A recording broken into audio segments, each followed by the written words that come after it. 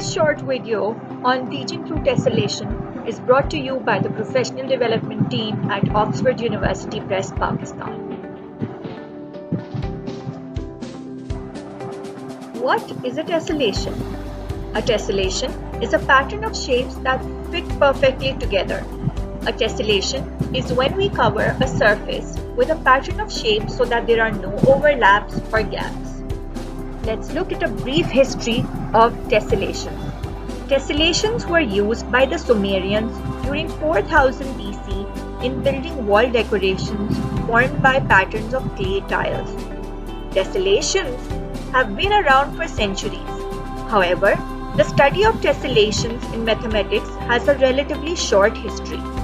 In 1619, Johannes Kepler did one of the first documented studies of tessellation when he wrote about the regular and semi-regular tessellation, which are coverings of a plane with regular polygons. The most famous contributor to tessellations was the Dutch artist Ecker. Ecker was greatly appreciated by mathematicians and scientists, though he had no formal training in science or mathematics.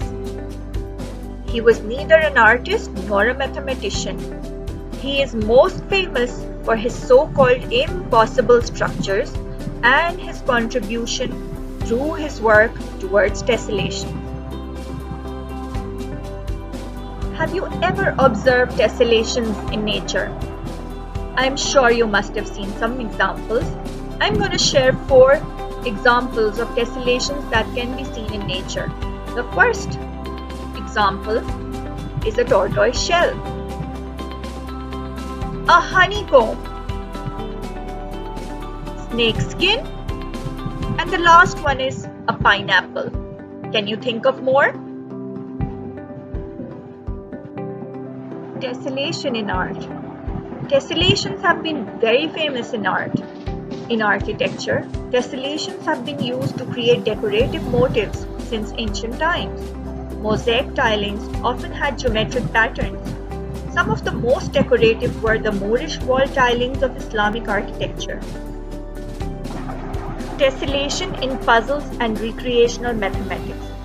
Tessellations have given rise to many types of tiling puzzles, from traditional jigsaw puzzles and the tangram to more modern puzzles which have a mathematical basis. Authors such as Henry Dudney and Martin Gardner have made many uses of tessellation in recreational mathematics. For example, Dudney invented the hinged dissection, while Gardner wrote about the rectile, a shape that can be dissected into smaller copies of the same shape. Let's look at how can we use tessellations in the classroom. Young children can be taught about tessellations with pattern block pieces of geometric figures such as the square, rhombus, triangle, hexagon, and rectangle.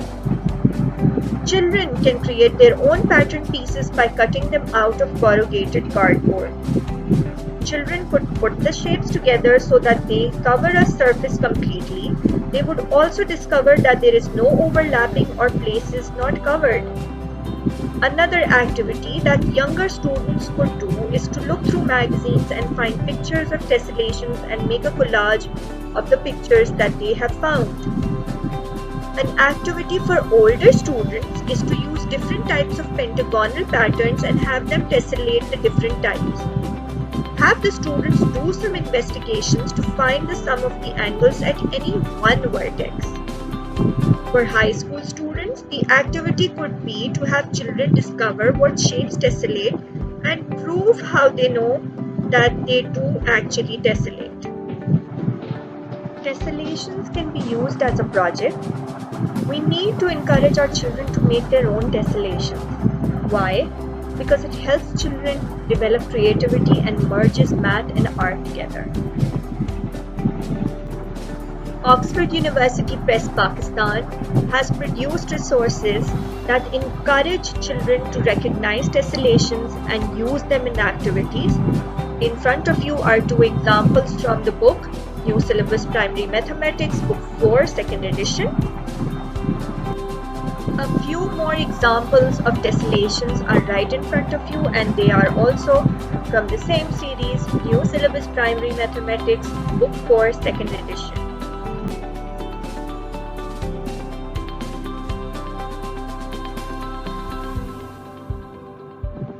Thank you for joining us.